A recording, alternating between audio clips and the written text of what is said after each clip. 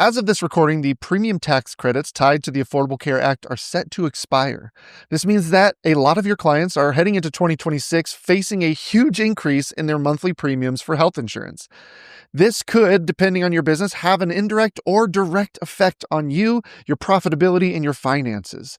We're going to talk through what that looks like for both practices that are accepting insurance or not, and how you can make sure that you get through this, keeping your business profitable and still serving your clients in the best way possible. My name is Craig, and I'm the owner of Daisy Financial Coaching. Our team is on a mission to make your therapy practice permanently profitable. If you own a solo or group practice, we're here to help you build a business that creates more time, makes more money, and serves more people. This is the Therapy Business Podcast. Now, I know this is kind of a political topic we're digging into with Congress voting on the Affordable Care Act and what those premiums could be doing to people in 2026.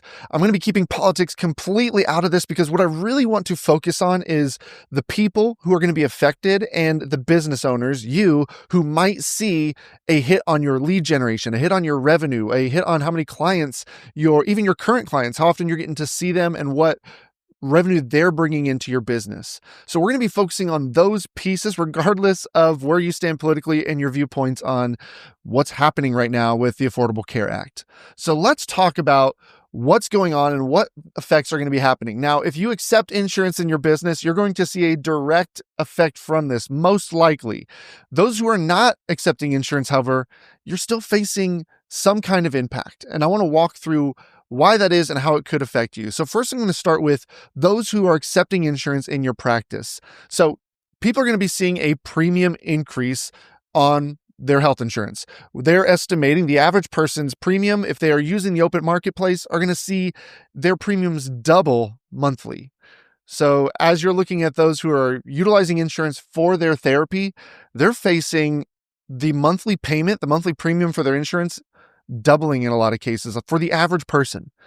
How does this affect you? Well, most likely that means if they can't afford the new premium, they're going to be looking at other options. Even if they could afford it, they're probably still going to want to look at options and say, okay, what about a lower tier coverage? They might find coverage that doesn't cover mental health benefits or mental health services. They might move to one that has maybe it covers it, but less than the other one before. Those clients who are seeing you that are paying through insurance, if they move to a plan that's not paying through insurance anymore, there's a good chance that you might see them cancel, reduce the frequency of how often they're coming to therapy. If they're on a weekly basis right now, they might shift to a biweekly or a monthly rhythm. You're potentially facing a hit from a lot of your clients. Now, depending on how many clients you have who are paying through insurance, that could dictate what the impact could be. There's a lot of factors that are going to come into play. Their income could affect this. They may pay more in their premium, but still be financially stable enough to not affect their monthly, weekly, biweekly therapy sessions. But we want to be aware of what that impact could be. So they're going to go to that lower tier. Could they afford it? Could they not? Be ready for that. Be prepared. Get to know your numbers. That's what I always recommend. How many clients do you have who are on insurance, who are utilizing their insurance benefits for their therapy sessions, and kind of get familiar with what that could be before heading into the new year. Now, if you're not accepting insurance, so those of you who are private pay only, you're not out of the woods. Higher premiums on health insurance means less expendable income, and they're going to likely a lot of your clients, your patients are going to have to make some cuts. If they are paying out of pocket for their therapy and then their health insurance is doubling over here, they may decide to, same as I was saying with those accepting insurance, they may decide to go from weekly to biweekly, or they may decide to cancel altogether because they just don't have the funds. The money they were spending on therapy sessions is now going towards their health insurance premiums. So things to keep in mind that you could see an effect. There could be a ripple effect that is going to be hitting your clients. So we want to just mentally prepare for this. Like I said, if you are accepting insurance, it's how many clients do we have that are paying and utilizing their health insurance benefits for therapy?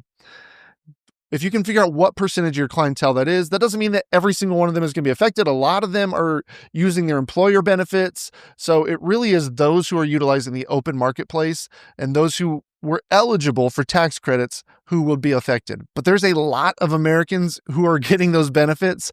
So just knowing how many are actually using insurance can help at least weed some of that out and say, okay, 70% of our clientele is paying through insurance. So what could that potentially look like if half of those people end up needing to reduce their frequency?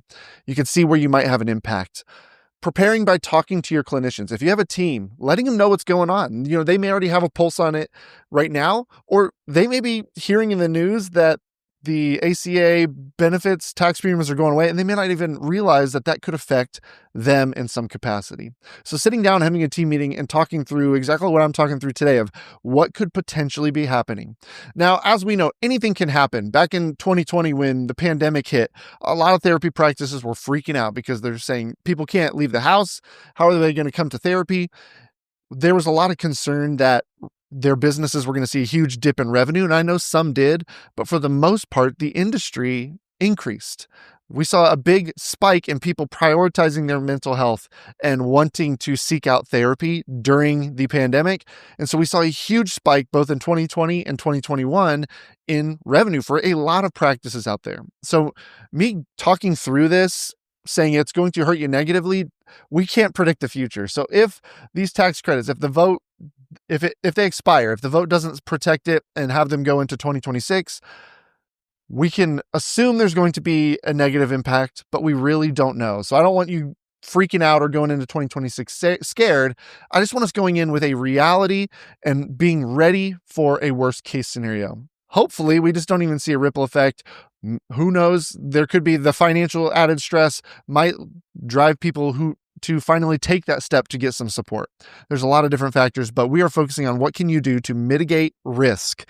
And that is educating your clinicians, knowing your numbers so that you have a good idea of what impact you could be potentially facing as you step into 2026.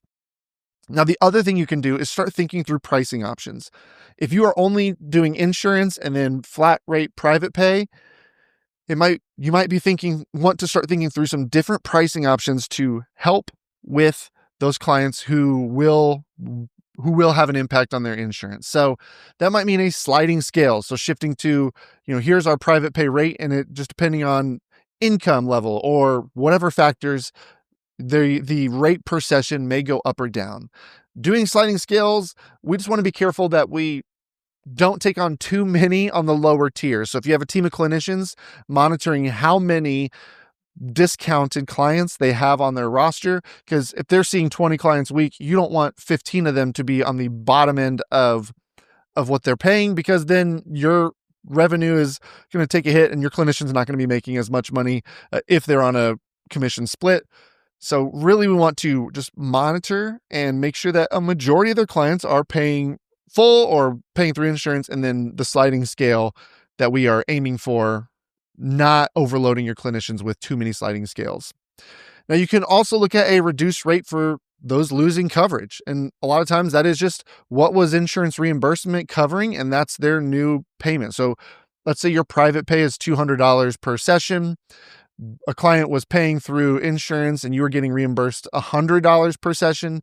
Then those who have lost coverage, offering them to pay private pay at $100 per session rate, that's always an option too. Once again, monitoring how many you are actually taking on and allowing to do that, because we don't want to overload your clinicians with too many reduced rate clients. But at the same time, if we're doing that, really on your bottom line or even your top line, you're not seeing a difference. The insurance company was paying you $100 per session anyway, so offering them that for an out-of-pocket private pay is not going to hurt you as drastically. However, you're still doing this. Either option, there's still a good chance they're going to reduce frequency. Offering these payment options is mostly going to help with not losing clients altogether and still making sure that you can get them some level of support. But they were used to maybe paying their copay of $25 and now it's going to be $100. There's affordability right there. So they may have to decide, okay, I can only come once or twice a month instead of every week. Then looking ahead, I want to look ahead beyond 2026, beyond this exact scenario. How dependent is your business on insurance? I don't necessarily think that accepting insurance is bad for therapy practices. I don't. I think there is pros and cons, and I think a lot of it has to do with your philosophies and how you view affordable mental health care. However, when we are leaning heavily on that insurance, you can see that we are at the mercy of a lot of different things.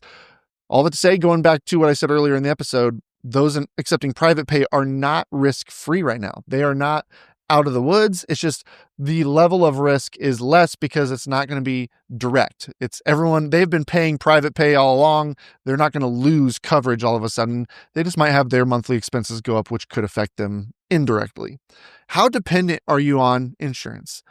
Are you seeing that 90+% of your businesses are insurance clients? We might want to start shifting that percentage down as best as we can so that you are getting more private pay clients in the door. That is one of the biggest struggles that therapy practices face. They start their business, they start accepting insurance because they need leads. They need clients, they need people in the door. Then they grow and grow, and then they hire clinicians, and all of a sudden they are just dependent on this lead flow. And they're going, well, I can't cancel insurance because if I stopped accepting insurance, I don't have anybody coming in the door looking for private pay. So we need to create new ways of generating leads, whether that's content creation, SEO, networking, referral partners, finding ways to generate more leads on your own that maybe you could start getting more private pay clients in that way. Now, I don't ever recommend just cutting insurance all in one sweep. So if you've been thinking about shifting from insurance to private pay, this could be an opportunity to do so. But we want to be cautious. What we don't want to do is turn around and cut all of our insurance benefits and then just go, we're going all in on private pay. So look at your insurance providers and maybe look at the ones who are reimbursing at the lowest amount. Maybe those are the first ones to go. You could also look at balance. What percentage of your clients are accepting a specific insurance? Because when you stop accepting that insurance, you're going to have those conversations with those clients. You might lose them. And so you might be helping them find other therapists who do accept that insurance as you shift into private pay. You might be offering them that sliding scale or that reduced rate. So having that plan in advance is really important because when you start letting insurance people go, then in turn, you want to have a game plan for how can we still offer service to you in some capacity so that we can still help you. This could be that opportunity. And so we slowly let those go. I only recommend that if you are already sitting here with a waiting list, but also if you are generating leads of some kind, you need some kind of trickle of your own leads coming in before we cut off those other things. So start finding ways to generate leads, lean into those, get your marketing up and running, and then slowly you can start to let go of those insurance clients. You can decide not to let them all go. Maybe you pick 2 or 3 insurance, your biggest ones, the ones who either reimburse the most or the ones who are the highest percentage of what clients are using. And maybe you hold on to those and you have, 50% of your clients are insurance, 50% are private pay. But having that game plan, looking ahead so that if something like this ever happens again, that we are not leaning too heavily on insurance, that we're not relying on somebody else to provide leads to our business. Because when we do that, we are putting ourselves at risk. If 100% of your leads are coming from Psychology Today, your business is at risk. You are not diversifying your lead sources. We want to try and get between 5 and 10 different lead sources. That could be through social media. That could be through referral partners. That could be through Psychology Today. That could be through SEO, website, Google search. That could be through local advertising. Whatever it is, we want different lead sources that we can point to and say, okay, they came to us through our podcast. They came to us through this referral partner down the road. That way, the more you have, you're not leaning on one person. If all your leads are coming from this marriage therapist down the street who doesn't work with individuals, and then they decide to retire and they no longer are seeing people, then all of your leads have now cut. So we want to diversify, stand on our own 2 feet when it comes to leads.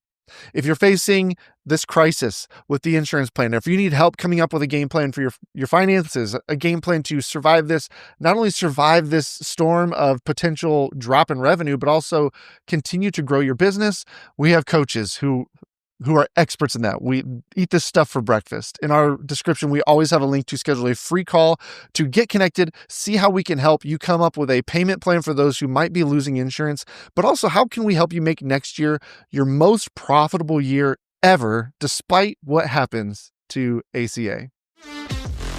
Thanks for joining us on the Therapy Business Podcast. Be sure to subscribe, leave a review, and share it with a practice owner that you may know. If your practice needs help getting organized with its finances or just growing your practice, head to therapybusinesspod.com to learn how we can help.